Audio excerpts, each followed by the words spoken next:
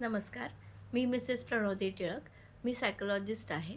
मी गेली 14 वर्ष सायकॉलॉजी या क्षेत्रात कार्यरत आहे. मनोवेद समुपदेशन केंद्र ही माझी स्वतःची सेंटर्स आहे, जी सातारा आणि पुणे येथे दोन्ही ठिकाणी आपण चालवतो. दरवर्षीप्रमाणे आपण 10वी आणि 12वीच्या विद्यार्थ्यांसाठी करिअर मार्गदर्शन हा उपक्रम राबवतो. ह्या मार्गदर्शनासाठी आपण ॲप्टिट्यूड टेस्ट कंडक्ट करतो. टेस्ट ही साधारणतः सायकॉलॉजिस्टनी डेव्हलप केलेली ऑथेंटिक टेस्टच आपण वापरतो. आजपर्यंत गेली 14 वर्षाच्या माझ्या कार्यकाळात मी 1000+ मुलांसाठी ही टेस्ट कंडक्ट केली आहे आणि त्यांचं समुपदेशन देखील केलेलं आहे. आपल्या संस्थेची खासियत अशी आहे की आपण मुलांचं टेस्टिंग तर करतोच, पण त्याचबरोबरीने काउन्सिलिंग देखील करतो.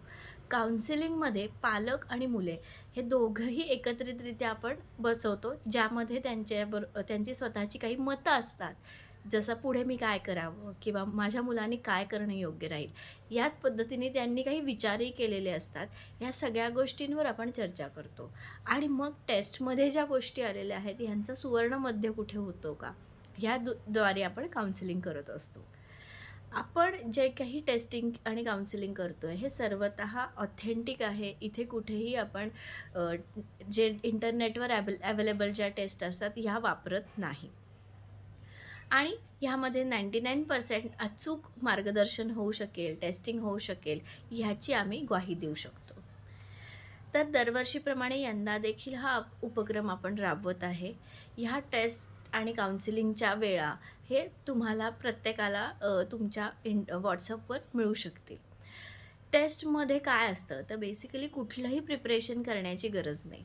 जे आत्तापर्यंत मुलांनी शिकलेलं आहे किंवा जे काही त्यांनी आत्तापर्यंत आत्मसात केलेलं आहे, ह्या सगळ्या बेसिसवरच टेस्ट होते. सो कुठलंही आधी तयारी करण्याची गरज नाही.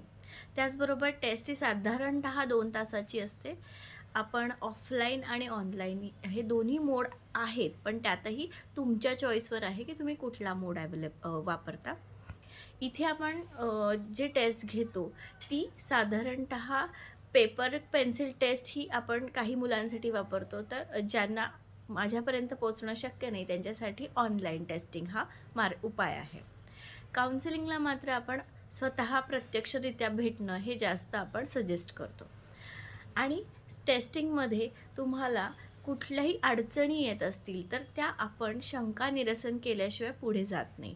सो पालकांनी किंवा मुलांनी ह्याची अजिबात काळजी करण्याची गरज नाही की ही कशी असेल टेस्ट, मला नाही जमलं तर काय. तर याबद्दलची अजिबात भीती बाळगण्याची कारण नाही. टेस्टिंगची फी आणि वेळ ही तुम्हाला WhatsAppवर कळवली जाईल. सो तुम्हाला स्वतःला कुठेही असं वाटत असेल की मला ही टेस्ट करायची आहे, तर मी नक्की सांगेन की अनेक मुलांच्या अनुभवानंतर ह्या टेस्टला किती महत्त्व आहे